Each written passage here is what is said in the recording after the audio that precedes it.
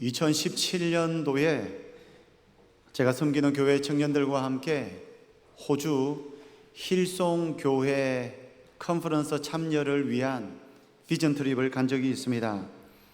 이 비전 트립 중에 현지 교회 저녁 집회를 참석했습니다.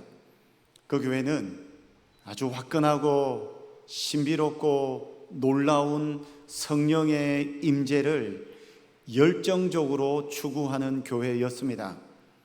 집회 중에 다양한 은사가 매우 빈번하게 나타나는 교회이기도 했습니다.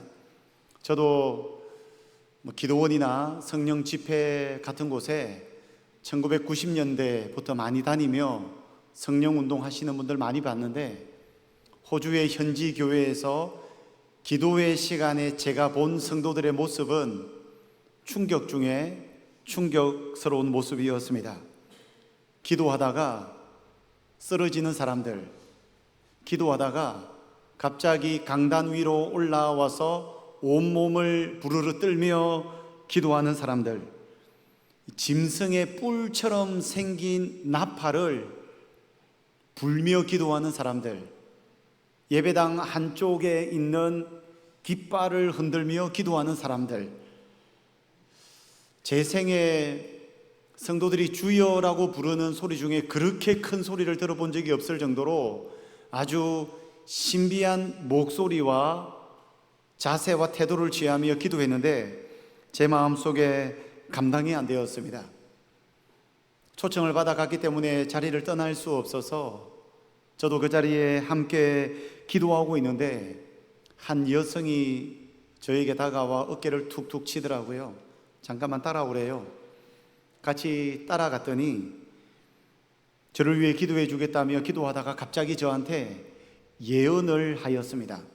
제 평생 처음 듣는 예언이었습니다. 사실 그 비전 트립을 가기 전에 주님의 뜻을 구하기 위해서 기도하고 있는 제목이 있었는데 딱 그 기도 제목과 관련된 예언을 그 여성분이 저에게 예언으로 하시는 거예요.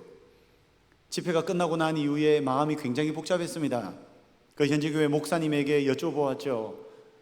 저에게 예언하신 저분 어떤 분이십니까? 라고 했더니 저분은 예언의 은사를 받으신 분으로 교회에서 전문적으로 예언 사역을 하시니까 목사님 그 예언을 신뢰하셔도 됩니다 라고 말씀하시더라고요.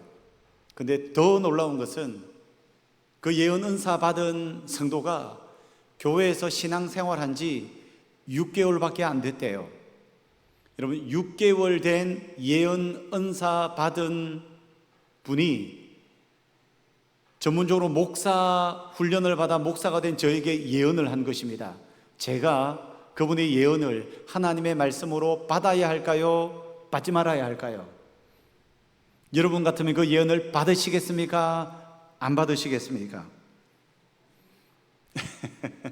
굉장히 중요한 말씀을 드립니다. 하나님은 지금도 매우 다양한 방식으로 하나님의 뜻과 하나님의 계획과 하나님의 존재를 우리에게 보여주시고 알려주실 수 있습니다. 때로는 꿈을 통해서도, 때로는 환상을 통해서도, 때로는 예언을 통해서도 우리에게 주님의 길을 알려주실 수 있습니다. 왜냐하면 지금은 성령의 시대이기 때문입니다. 하지만 그 어떤 하나님을 알아가는 방법이라 할지라도 절대로 성경의 권위를 넘어설 수는 없습니다. 기록된 하나님의 말씀의 권위를 넘어서는 우리 인생을 향한 하나님의 뜻은 결코 존재하지 않습니다. 그러기에 혹시 여러분들이 누군가에게 예언을 받는다면 반드시 성경으로 돌아가 성경에서 확인하셔야 됩니다. 만약 지난밤에 꿈을 꾸었는데 이 꿈이 예사롭지가 않아요. 분명히 하나님께서 이 꿈을 통해서 나에게 뭔가 말씀해 주시는 것 같아요. 그러면 감각적으로 해석하지 마시고 성경 속으로 들어가서 성경이 하나님이 나에게 무슨 말씀을 하시는가를 꼭 귀 기울여 하나님의 뜻을 구분하셔야만 합니다. 제가 그 예언을 듣고 어떻게 했을까요? 목사님께는 목사님 알겠습니다 라고 하였지만 돌아와서는 곧장 성경을 펴서 기록된 하나님의 말씀이 나에게 무엇이라 말씀하는지 하나님의 뜻을 확인하였습니다. 오늘 성경 본문의 베드로를 보십시오. 그동안 신앙생활하면서 한 번도 경험해 보지 못했던 매우 신비롭고 놀라운 일을 경험하였습니다. 기도하는 중에 갑자기 다락방에 성령께서 강림하셨는데 그 강림의 현상이 도무지 말로 설명할 수 없는 현상이었습니다. 급하고 강한 바람 같은 소리가 매우 크게 들렸습니다. 갑자기 공중에 두 눈으로 볼 수 있는 불에 타는 혀가 나타나더니 그 혀가 모인 120명 각각의 사람들에게 불의 혀가 임하였습니다. 그러자 한 번도 발음해 본 적도 없고 내뱉어 본 적도 없는 15개 국어 외국어 방언을 쏟아내었습니다. 아주 특별하고 신비로운 현상을 동반한 성령의 강림 사건이었습니다. 그런데 이 성령 강림 사건을 경험한 베드로가 사도들을 대표해서 그 성령 강림 현장에서 발생한 일을 보고 궁금해서 몰려든 수만 명의 사람들 앞에서 이제 이 일을 설명하기 시작합니다. 어떻게 설명할 수 있을까요? 신비로운 일, 초자연적 일, 사람의 말로 설명할 수 없는 일을 겪었어요. 이 일을 어떻게 설명해야 할까요? 어떻게 확인해야 할까요? 무슨 일이라고 메시지를 전달해야 할까요? 아마 어떤 설교자라면 성령 강림 현상 자체에 관심을 두고 사람들의 이목을 끌어당겼을지도 모르겠습니다. 급하고 강한 바람 소리가 들렸는데 그 강한 바람 소리가 얼마나 컸는지, 얼마나 대단했는지 실감나게 생생하게 전달할 수도 있었을 것입니다. 어쩌면 자신의 눈으로 본 불타는 혀가 도대체 어떻게 생겨먹었는지, 그 불타는 혀가 나에게 내 속에 들어와 임하였을 때 내 속이 뜨거웠는지 뜨겁지 않았는지 어떤 기분이었는지 그것을 실감나게 전하고 싶었을 수도 있습니다. 처음으로 외국어 방언이 의도하지 않게 입에서 터졌는데 외국어 방언이 내 입에서 터져 나올 때의 어떤 느낌이었는지, 혀가 어느 정도 꼬였는지, 무슨 단어를 내뱉었는지 생생하게 말하고 싶은 충동을 받을 수도 있습니다. 성령 강림 때 발생한 초자연적 현상에 집중하여 현상을 설명하면 사람들의 이목을 끌어서 사람들이 열광할지도 모릅니다. 그런데 베드로는 성령 강림을 경험하고 성령 강림 현상 때문에 몰려든 예루살렘 다락방 주변의 수많은 사람들에게 베드로가 무엇을 선포했을까요? 기록된 하나님의 말씀을 선포하였습니다. 사람들은 성령 강림 현상에 열광하고 그 현상이 무엇인지 알고 싶어 호기심, 궁금증으로 몰려들었을지 모르겠지만 베드로는 현상이 아닌 성령 강림의 본질을 뚫고 들어가서 성령 강림이 어떤 일인지 하나님의 말씀을 철저하게 해석하며 몰려든 사람들에게 말씀을 선포한 것입니다. 특별히 구약 성경에 기록되어 있는 예언과 오순절날 성취된 오순절 성령 강림과 훗날 예수님께서 재림하실 사건을 한 세트로 묶어서 기록된 말씀을 성령 강림을 구경하기 위해서 몰려온 사람들에게 전하였다는 것입니다. 곧 하나님의 말씀으로 성령을 해석했다는 것을 본문을 통해 확인할 수 있습니다. 베드로가 전한 말씀이 어떤 말씀입니까? 요엘서 2장에 나오는 말씀을 베드로가 전하였죠. 여러분, 요엘 하면 익숙하지가 않죠. 제가 오늘 우리가 봉독할 본문은 요엘 2장 17절입니다 라고 하면 금방 찾지도 못할 겁니다. 그만큼 요엘은 우리에게 익숙하지 않은 본문입니다. 그런데 베드로는 요엘 2장 말씀을 인용했는데 그 이유가 무엇이겠습니까? 요엘 2장에 오순절날 성령께서 강림하실 그 사건이 정확하게 예언되어 있고 예언된 주님의 예언을 따라서 오순절날 성령께서 어떤 현상을 동반하여 강림하셨다는 사실을 몰려든 사람들에게 설명하고 있는 것입니다. 그러니 구약의 예언을 따라 성령의 시대가 활짝 열렸으니 성령을 의지하여 주의 이름을 부르고 구원을 받으라는 메시지를 베드로가 전달한 것입니다. 사람들은 현상에 열광합니다. 현상을 궁금해합니다.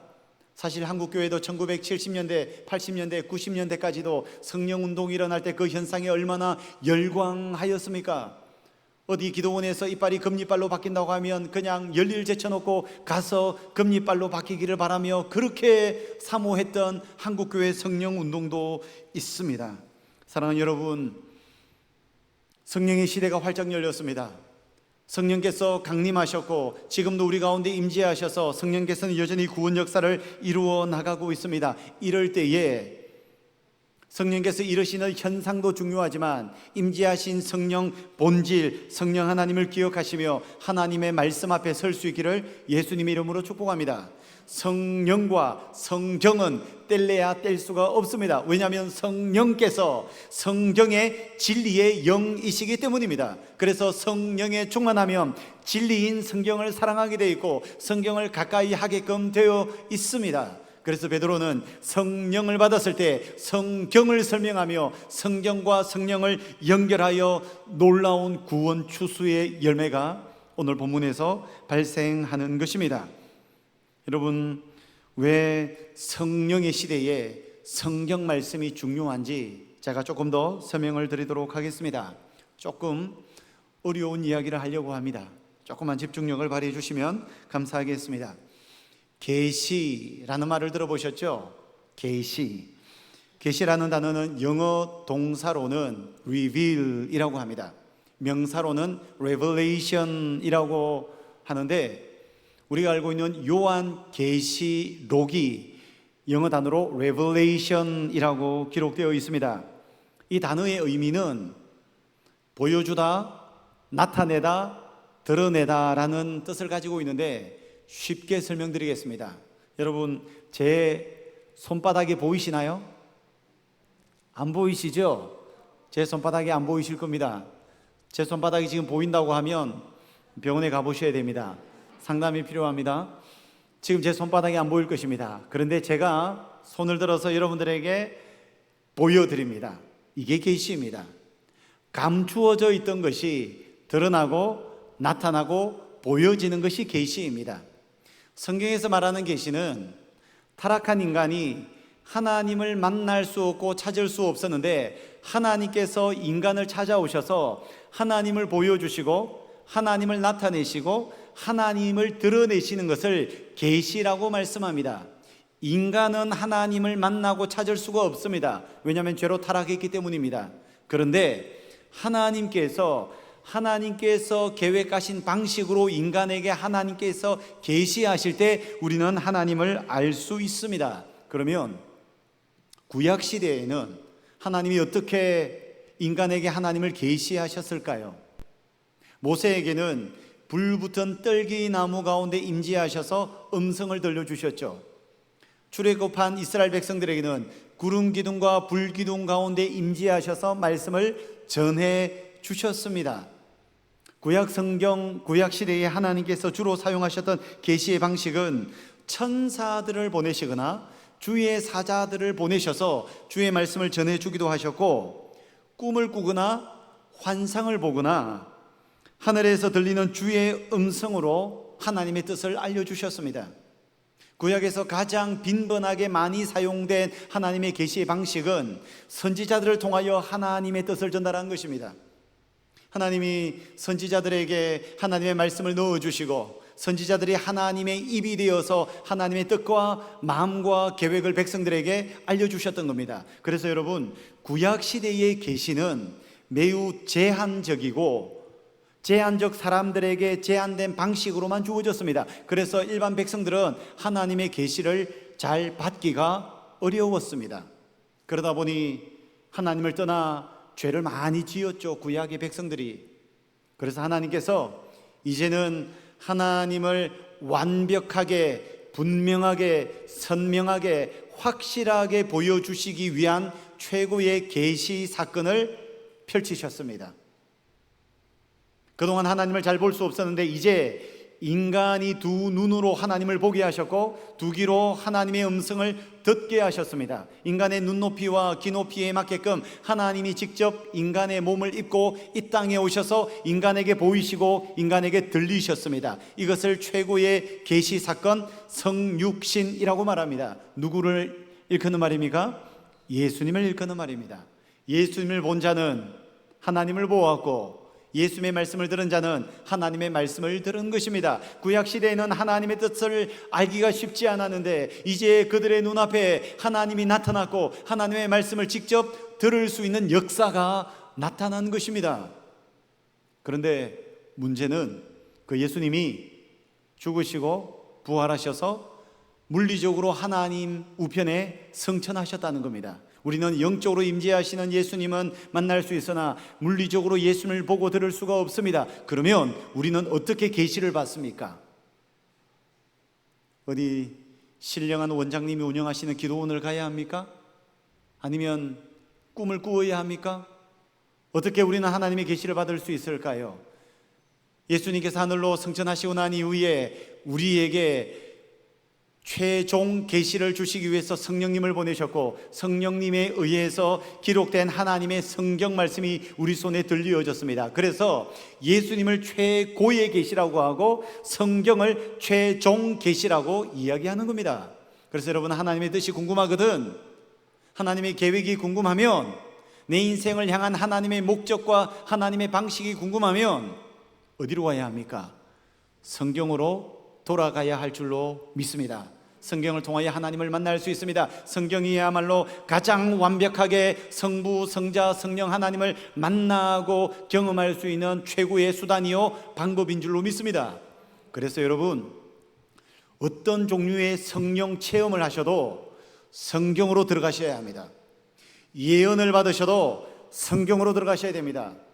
지난밤 꿈을 꾸었는데 꿈이 예사롭지가 않아요. 어디로 간다고요? 성경으로 들어가셔야 됩니다. 성경을 통하여 우리에게 기록된 최종 계시인 성경의 권위를 통하여서 하나님의 뜻을 우리가 깨닫고 발견할 수 있어야 한다는 사실입니다. 왜냐하면 성령님은 성경을 통해서 일하시기 때문입니다.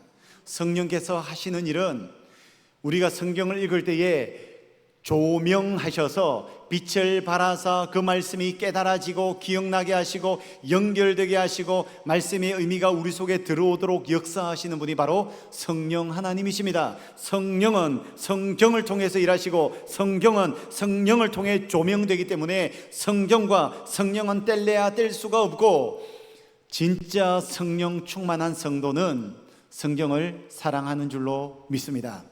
그래서 성령 충만한 성도는 하나님의 말씀이 선포되는 예배 시간에 눈이 반짝반짝 빛이 납니다. 왜 그렇습니까? 하나님을 알기 위해서, 하나님의 뜻을 알기 위해서, 내 인생을 향한 주님의 계획을 알기 위해서 두 눈이 반짝반짝거리고 귀가 열려 있을 수밖에 없는 것입니다. 그래서 여러분, 항상 성경을 읽기 전, 항상 설교를 듣기 전 우리가 꼭 기도해야 할 것은, 성령 하나님, 제 눈을 열어주시고 귀를 열어주시고 성령으로 조명하셔서 주의 말씀을 깨닫게 하여 주시옵소서라고 기도해야 할 줄로 믿습니다. 여러분, 혹시 주변에 꼭 전도해야 할 전도 대상자가 있습니까? 너무 사랑하는데 예수 믿지 않아 마음이 아픈 불신자가 여러분 주변에 있습니까? 우리가 어떻게 해야 할까요?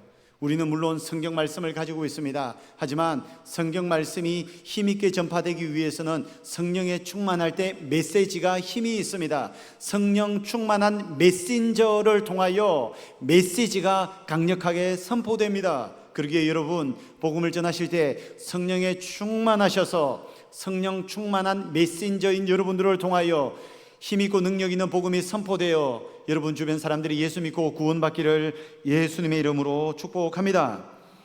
여러분, 이것을 가장 잘 보여주고 증명하는 예가 오늘 본문의 사도 베드로입니다.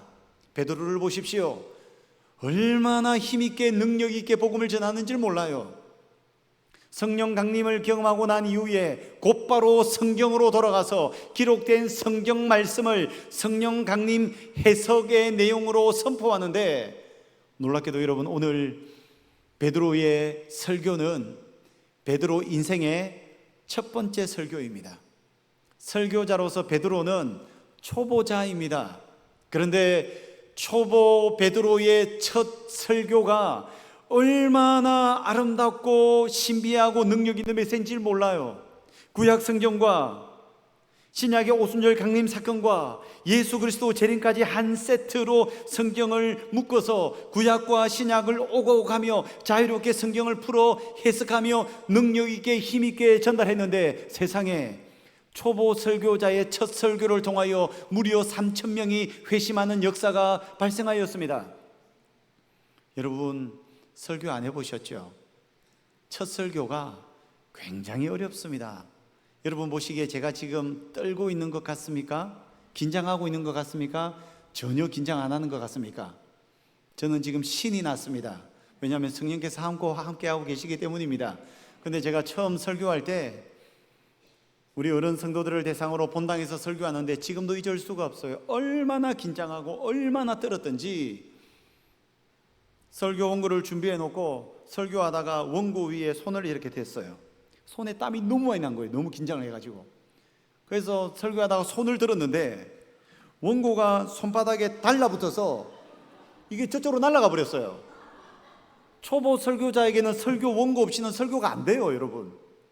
그리고 또 설교하다가 또 손을 대고 들었는데 원고가 또 날아가 버렸어요. 원고 없는 설교를 했습니다. 제가 설교를 잘했을까요? 못했을까요? 망쳤습니다. 제가 아는 어떤 부목사님은 우리 교회 근처 어디 교회에서 목회를 하고 있는데 첫 설교할 때 얼마나 긴장을 했는지 강대상에서 설교하다가 저혈압으로 쓰러져 버렸어요. 그래서 119에 실려갔습니다. 진짜입니다. 여러분, 첫 설교는 그렇게 쉽지가 않습니다. 근데 베드로가 설교 초보자로서 설교 전문 훈련을 받은 사람도 아닌데 첫 번째 설교를 하는데 그 설교의 내용이 얼마나 힘이 있고 강력했던지 3,000명이 회심하게 되었고, 설교 내용을 보아도 어떤 신학자 어떤 목회자가 와도 이렇게 설교문을 쓰기 쉽지 않을 정도의 대단한 설교문을 구약과 신약을 오고 가며 설교 말씀을 전했다고요. 여러분, 이게 어떻게 가능하리라고 봅니까? 이것이 가능한 이유는 베드로가 성령 강림을 경험했기 때문인 줄로 믿습니다. 성령의 임재와 성령의 충만을 경험했기 때문에 성경의 세계가 확 펼쳐지고 이해가 되고 기억이 나고 연결이 되어서 의미 있게 다가와 그 말씀을 전할 수 있었던 것입니다. 그래서 여러분, 저는 지난주도 말씀드렸죠. 설교자로서 가장 원하는 기도 제목이 성령 충만입니다. 여러분, 성령에 충만해서 이 강단에서 설교할 때는 여러분 준비하지 않은 원고의 내용인데도 성령께서 강하게 말씀하시는 순간이 있어요. 성령 충만할 때 역사가 나타나는 줄로 믿습니다. 여러분들이 성령에 충만할 때에 말씀이 여러분들의 심령에 새겨지고 말씀의 세계가 활짝 열리게 되고 의미가 생기고 기억이 나서 여러분들이 말씀을 가르치고 말씀을 전할 때 놀라운 능력이 나타나는 줄로 믿습니다. 성경과 성령의 역사, 여러분들의 심령에 불같이 일어날 수 있기를 예수님의 이름으로 축복합니다. 이제 베드로의 설교 내용을 좀 살펴봅니다. 우리 같이 17절 말씀을 같이 한번 읽어보겠습니다. 시작. 말씀하시기를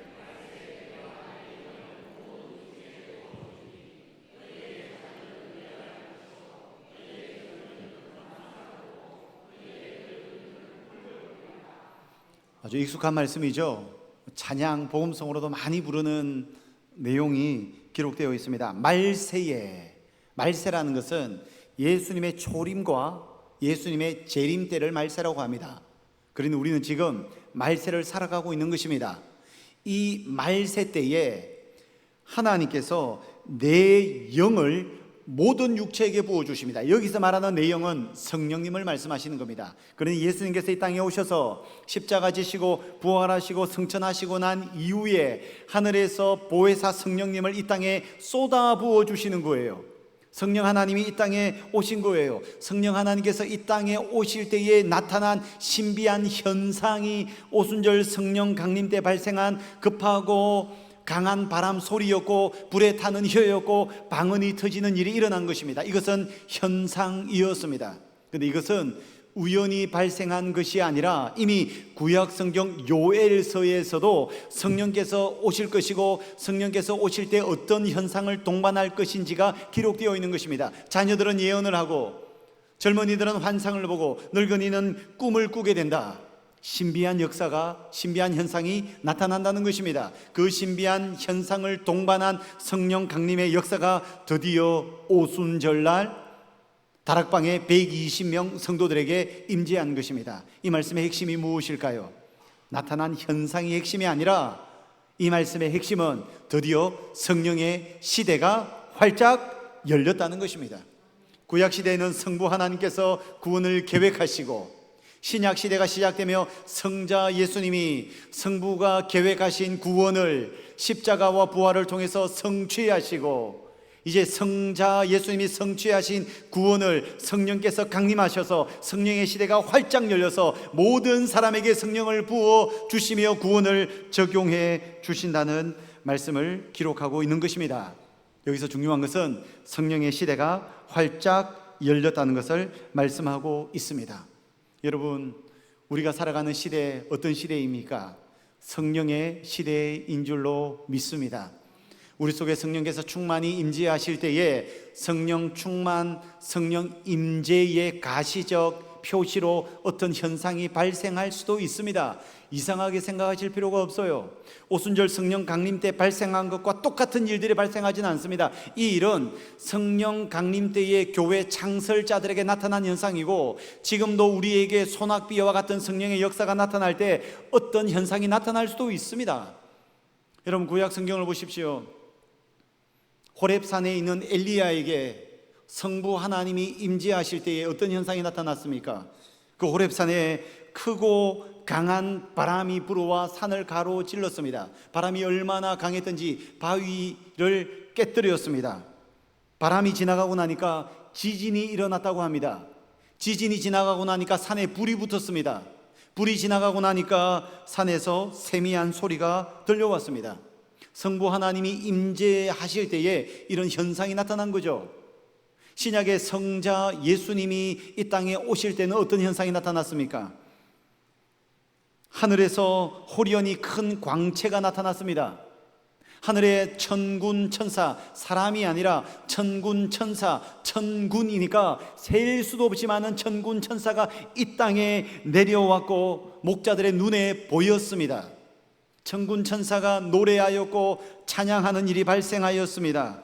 왕의 별이 나타나 박사들이 별을 보고 따라 움직일 수 있도록 친절하게 내비게이션처럼 안내를 하였습니다. 성자 예수님이 이 땅에 오실 때도 이런 가시적 현상이 나타났습니다. 성령님께서 오순절날 이 땅에 오실 때도 성부와 같이, 성자와 같이 성령의 임재 때에도 이런 가시적 현상이 나타난 것입니다. 예수님께서 재림하실 때에도, 재림하시기 전 우리가 성령에 충만할 때도 이런 현상은 우리에게 나타날 수 있습니다. 그러나 현상에 집중하는 것이 아니라 중요한 것은 성령께서 오셨다는 겁니다. 성령께서 충만히 임재하셨다는 겁니다. 성령의 역사가 나타나고 있다는 것입니다. 이 성령의 충만은, 성령의 임재는 남자나 여자나 어린이나 노인이나 주인이나 종이나 흑인이나 백인이나 황인이나 아무에게나 구별 없이 주의 성령을 쏟아부어 주신다고 성경은 말씀하고 있는 것입니다. 베드로는 계속 설교 말씀을 이어갑니다. 오순절날 성령 강림 때 나타난 현상이 요엘서에 기록된 예언의 성취라고 말씀하면서 이제 19절 20절에는 예수님께서 재림하실 때에 나타날 현상을 설명하고 있습니다. 우리 19절 20절 같이 한번 읽어볼까요? 또 내가 위로 하늘에서는 기사를, 아래로 땅에서는 징조를 베풀리니 곧 피와 불과 연기로다. 주의 크고 영화로운 날이 이르기 전에 해가 변하여 어두워지고 달이 변하여 피가 되리라. 아멘. 여러분, 예수님께서 재림하실 때 어떤 현상이 나타납니까? 보십시오. 노란색 하이라이트 되어 있는 부분이 있죠. 주의 크고 영화로운 날은 예수님의 재림 때를 이야기하는 겁니다. 예수님의 재림 때에 하늘에서는 기사가, 놀라운 일들이, 땅에서는 징조, 사인을 베풀어 주시는데 피와 불과 연기가 납니다. 그리고 해가 변하여 어두워집니다. 해가 떴는데 해가 빛을 잃어버립니다. 달은 변하여 피가 됩니다. 이게 언제 나타나는 현상이라고요? 예수님의 재림 때에 나타나는 현상이라고요. 이것은 물리적 현상일 수도 있고 상징적 현상일 수도 있는데, 어쨌든 오늘 베드로가 오순절날 설교를 하면서 무엇을 이야기하고 있습니까? 성령님께서 강림하실 때 나타나는 현상, 예수님이 다시 오실 때 나타나는 현상을 이야기하며 성령께서 오셨다, 예수님께서 다시 오실 것이다 라는 기독교 복음의 핵심을 말씀하고 있는 것입니다. 베드로는 친절하게 성령의 강림과 예수님의 다시 오심을, 현상을 설명하면서 모여든 백성들에게 말씀을 선포하고 있는 것입니다. 자, 그러면 성령 강림과 예수님의 재림을 이야기하며 베드로가 모여든 사람들에게 결정적으로 전하는 도전의 메시지가 무엇일까요? 21절 말씀 같이 한번 읽어보도록 하겠습니다. 시작. 누구든지 주의 이름을 부르는 자는 구원을 받으리라 하였느니라. 아멘. 여러분, 성령 강림 사건은 누구든지 주의 이름을 불러 구원을 얻게 하는 사건입니다. 성령 강림 사건 이전에 구약 시대에 이스라엘 백성들을 보십시오. 어떻게 구원을 받는다고 생각했습니까? 그들의 죄를 해결하기 위하여서 짐승을 잡아 제사를 지내며 죄 씻음을 받고 구원을 받는다고 생각했습니다. 율법을 철저하게 지켜 율법을 준수하여 하나님 앞에 의로워져서 구원을 받는다고 생각을 하였습니다. 그런데 베드로는 성령 강림을 설명하면서 이야기합니다. 이제는 제사도 필요 없고 율법도 필요 없고 누구든지 우리 속에 역사하시는 성령의 임재를 통하여 주의 이름을 부르기만 하면 구원을 받는다고 선포하고 있는 것입니다. 성령께서 마음의 문을 활짝 열어주셔서 놀라운 구원의 역사가 발생하는 거죠. 그래서 여러분, 늘 우리는 삶을 살아가시며 성령 충만을 간구하셔야 됩니다.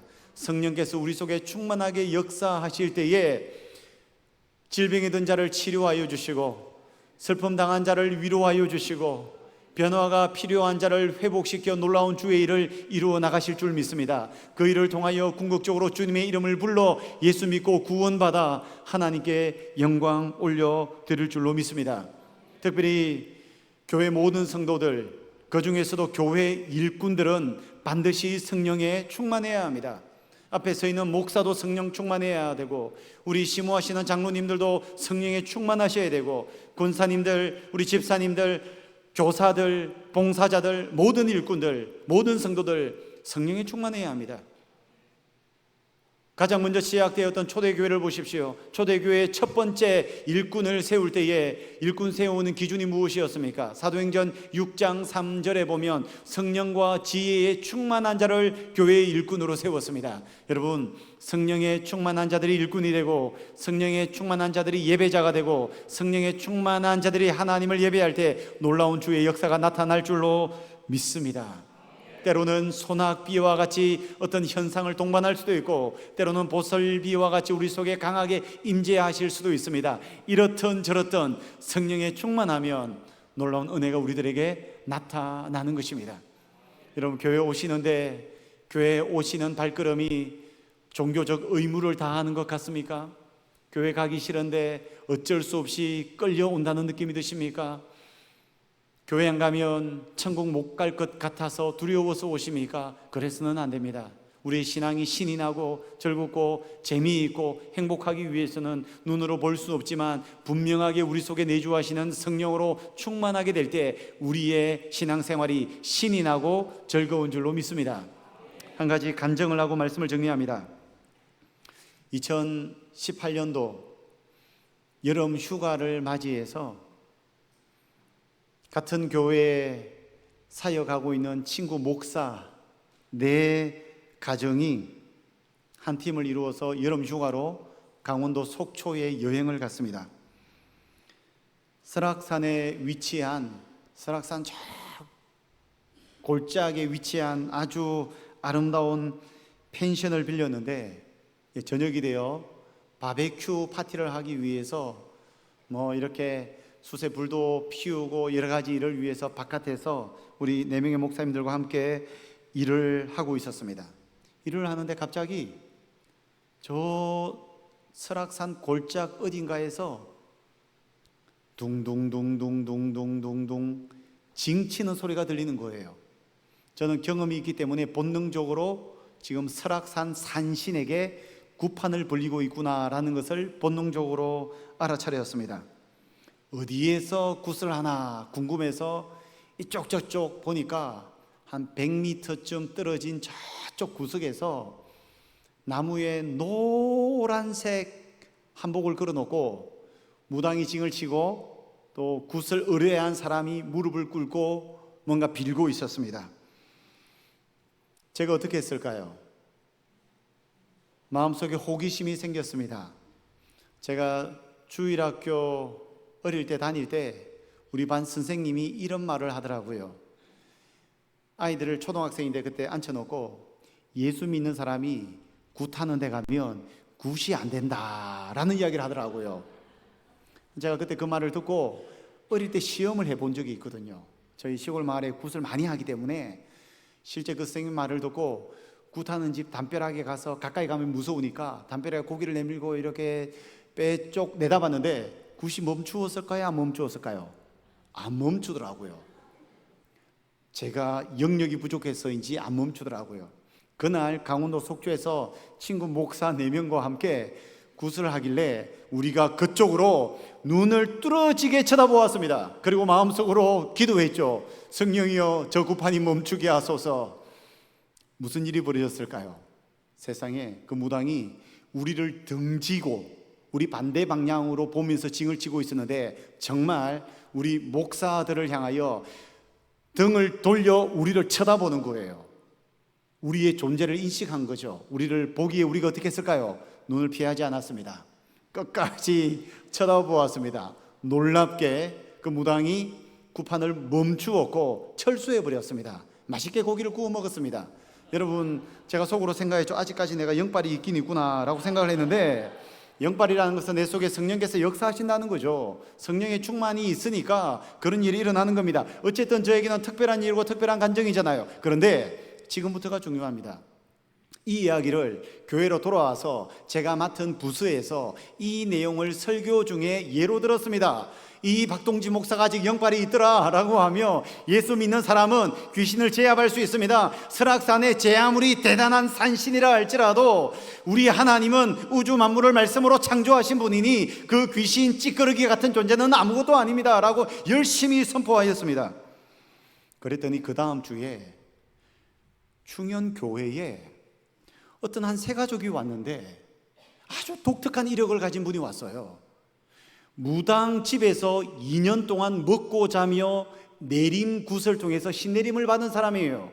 그런데 신내림을 받고 무당 집에서 먹고 자고 2년 동안 살았는데 그곳에 있다가는 자기가 죽을 것 같아서 스스로 목숨 끊기 위하여 몇 번 시도도 했던 한 자매가 살아보겠다고 마지막 지푸라기 잡는 심정으로 교회에 온 거예요. 세가족으로 자발적으로 스스로. 근데 세가족 교사가 만났는데 감당을 할 수가 없어요, 이분을.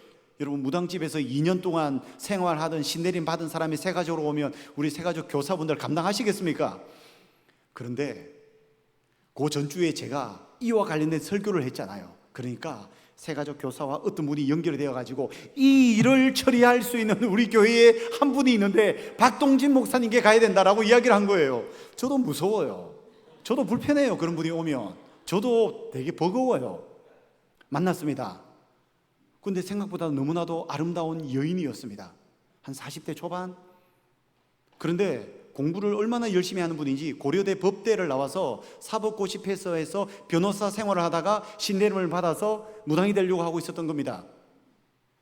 이제 이분을 만나서 어떻게 합니까? 제가 피하지도 못하고 저를 소개해 준 평신도 교사도 있는데 만나서 16주 동안 두란노 1:1 성경 공부 교재를 가지고 16주 동안 제가 성경 공부를 시켰습니다. 그런데 너무 똑똑해서 하나님의 창조에 대해서 말씀하면 진화론의 내용을 이만큼 준비를 해가 와가지고 제가 말하는 창조를 반박하는 거예요. 성경의 영감설, 성경이 하나님께서 기록하셨다는 말을 하면 성경이 인간으로 쓴 책이라는 것을 증명하기 위해 자료를 이만큼 준비해 와요. 예수님께서 완벽한 인간이시지만 완벽한 신이다라는 것, 예수님께서 죽으시고 부활하셨다는 성경 속에 기록된 신비한 복음을 이야기하면 반박을 하는데 16주 동안 아주 예를 먹었습니다. 근데 16주 동안 성경 공부하러 갈 때마다 제가 도살장에 끌려가는 양처럼 정말 힘든 마음으로 가서 성경 공부를 하는데 순간순간 성령님의 도우심을 간구하지 않을 수 없었습니다. 성령님 도와주십시오. 제 힘으로는 할 수 없지만 예레미야 말씀에 기록하기를 하나님의 말씀은 불 같아서 바위를 부스러뜨리는 몽둥이와 같다고 하셨사오니 하나님 저분의 마음속에 말씀이 들어가셔서 성령님의 역사로 예수 믿고 구원받게 하소서. 16주 동안 성경 공부했습니다. 어떻게 되었을까요? 몸속에 지니고 있던 수백만 원짜리 부적을 저에게 주더라고요. 바로 불태워 없애버렸습니다. 그리고 예수님을 믿었습니다. 그리고 구원을 받았습니다. 교회에 출석을 하였습니다. 결혼하여 아이를 출산하였습니다. 그리고 예수님을 잘 믿고 변호사로 복직하여 잘 삽니다. 제가 중형교회 사역 마치고 우리 수산교회 내려올 때 떠날 때 그분이 저에게 이렇게 카톡을 보냈더라고요. 목사님, 신앙생활하고 목회하시다가 힘들면 저 같은 성도도 있다는 것을 기억해 주십시오 라고 하더라고요. 마음에 큰 위로가 되었습니다. 여러분, 제가 앞서서 설악산에서 있었던 것은 그저 나타난 현상입니다.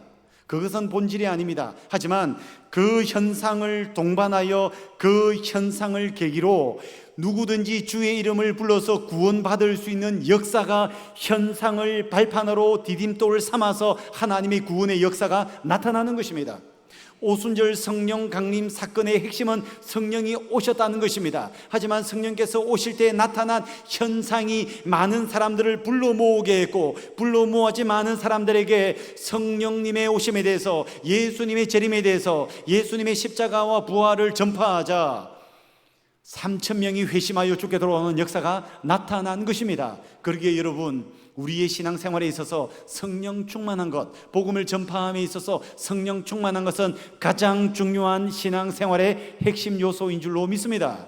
좌우에 계신 분과 한번 이렇게 인사합시다. 성령 충만합시다. 기도하겠습니다. 하나님 아버지 감사합니다. 성령의 시대가 활짝 열렸고 우리 가운데 내주하시는 성령님 충만히 임재하여 주셔서 놀라운 역사를 베풀어 주시옵소서. 예수님의 이름으로 기도하옵나이다.